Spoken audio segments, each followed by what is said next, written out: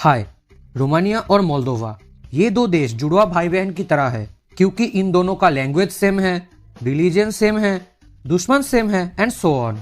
इनमें रोमानिया बहुत पैसे वाला भाई है, लेकिन मोल्दोवा एक गरीब बहन है।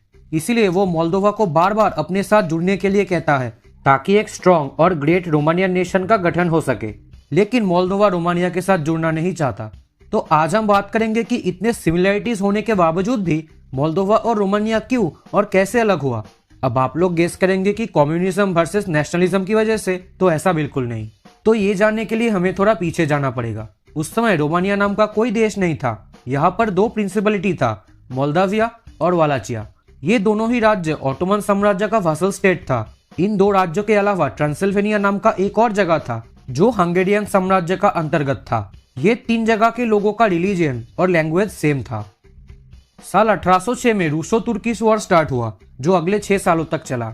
युद्ध खत्म होने के बाद 1812 में ट्रीटी ऑफ बुखारेस्ट साइन हुआ। इसमें रशिया ऑटोमन साम्राज्य से कुछ जगह को छीन ली, लेकिन एक्चुअली वो जगह मोल्दाविया का हिस्सा था। Smart boy. इसके बाद यहाँ पर रशिया गवर्नरेट ऑफ बेसेरेबिया का गठन किया। अब क्योंकि इस जगह को मोल्दाविया से छीना गया था, तो नेचुरली यहाँ के लोग और मोल्दाविया के लोगों का रिलीजन और लैंग्वेज सेम ही होगा। इसी समय यूरोप के अंदर नेशनलिज्म पूरे ऑफन पर था। इसी समय ही बल्कन रीजन के सारे देश ऑटोमन के खिलाफ अपने आज़ादी की लड़ाई लड़ रहे थे। इसी दौरान 1822 में ग्रीस को आज़ादी भी मिल गई। इसके बाद अब बाकी के देश ऑटोमन के खिलाफ और एकजुट हो गए। इसी नेशनलिज्म की आग मोल्दाविया और वालाचिया पर भी पड़ा। बहुत सारे लेखक किताबें लिखने लगे लोगों को इंकरेज करने के लिए। जातिवाद इतना दूर चला गया कि अब लोग अपने जाति की इतिहास को खोजने लगे। तब इन लोगों ने एक आश्चर्यजनक चीज नोटिस किया। भले ही ये चारों तरफ स्लाव जातियों से घिरा हुआ है, लेकिन एक्चुअली ये लोग अलग जाति के हैं। और ये लोग जो भाषा बोलते हैं वो कोई स्लाविक नहीं, बल्कि स्पेनिश इटालियन की तरह रोमांस लैंग्वेज फैमिली का एक भाषा है।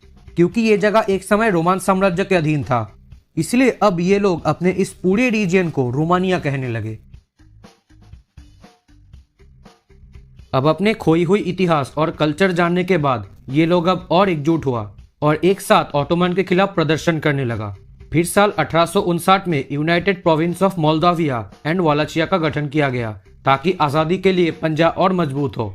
अब एक यूनाइटेड रोमानियन नेशन बनाने के लिए साल 1862 में यूनाइटेड प्रिंसिपलिटी ऑफ रोमानिया का गठन किया गया। साल 1877 में रोमानिया खुद को आज़ाद घोषित किया। इसी समय बुल्गारिया में भी ऑटोमन के खिलाफ भयानक प्रदर्शन हो रहा था। तब रोमानिया और बुल्गारिया के साथ रशिया भी ऑटोमन साम्राज्य के खिलाफ युद्ध में कूद गया।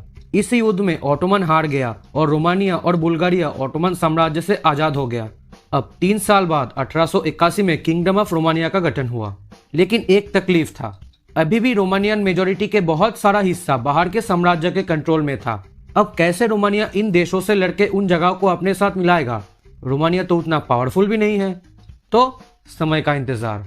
वर्ल्ड वॉर 1 के पहले रशिया के डर से रोमानिया ट्रिपल अलायंस ज्वाइन किया, लेकिन युद्ध शुरू होने के बाद रोमानिया न्यूट्रल था।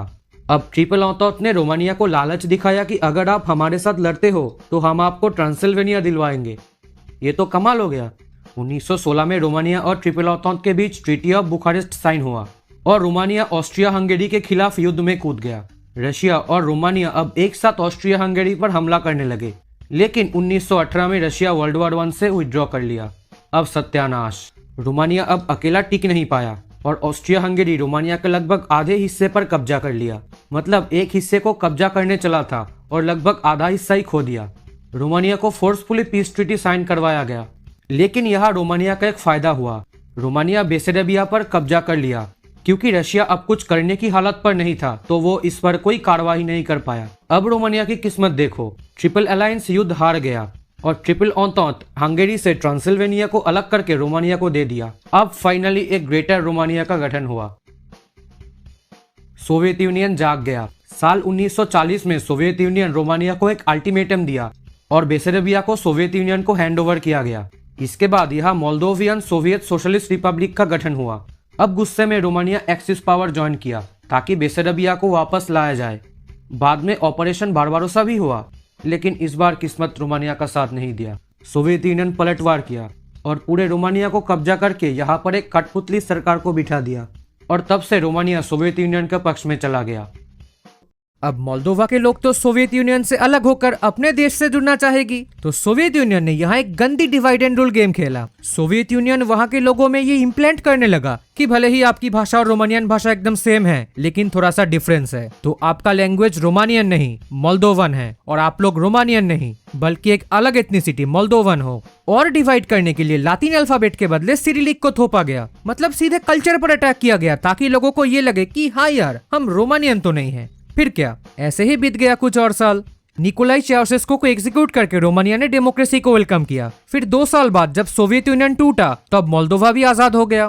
फिर क्या, रोमानिया यूरोपियन यूनियन और नेटो ज्वाइन करके खूब तरक्की की और खुद को एक बहुत अच्छे पोजीशन पे ले आया। इसके ऑपोजिट में मोल्दोवा यूरोप के सबसे गरीब देश है, बहुत ज्यादा करप्टेड है, साथ में उसे एक ट्यूमर भी है, इसीलिए उसे यूरोपियन यूनियन में एंट्री नहीं मिल रही। इसीलिए बार बार ये डिमांड उठता है मोल्दोवा और रोमानिया की यूनिफिकेशन की। अगर आपकी पॉइंट ऑफ व्यू है इकोनॉमिक फैक्टर्स, तब आप यूनिफिकेशन को सपोर्ट करोगे, इवन मैं खुद। लेकिन अगर आपकी पॉइंट ऑफ व्यू है सेल्फ रिस्पेक्ट, तब मोल्दोवा को अलग ही रहना चाहिए, भले कितना ही गरीब हो। आज के समय दोनों देशों में ही इसके सपोर्ट और अगेंस्ट में पॉलिटिकल पार्टीज मौजूद हैं। मोल्दोवा के पिछले प्रेसिडेंट इसके खिलाफ थे, जबकि आज के प्रेसिडेंट इसके सपोर्टर हैं। इसका एक पहला कदम साल 2023 में इन्होंने मोल्दोवन लैंग्वेज का नाम चेंज करके रोमानियन लैंग्वेज कर दिया, जो एक प्रैक्टिकल अप्रोच है।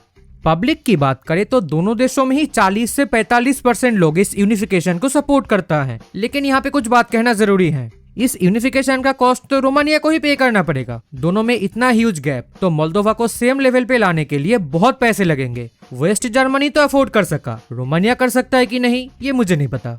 क्वार्टर्स ऑफ मोल्दोवन के पास रोमानियन पासपोर्ट है, इंक्लूडिंग आज के मोल्दोवन प्रेसिडेंट। बहुत सारे लोग काम करते हैं बाहर, 12 से 15% जीडीपी रेमिटेंस से ही आता है। तो मोल्दोवा ऑलरेडी तो इंटीग्रेटेड है यूरोपियन यूनियन और रोमानिया के साथ। यूनिफिकेशन के बाद भी ऐसा ही होगा, लोग तब भी बुखारेस्ट और तिमिशौरा में ही काम करने जाएंगे, जैसा ब्रेन ड्रेन आज ईस्ट जर्मनी में देखने को मिल रहा है।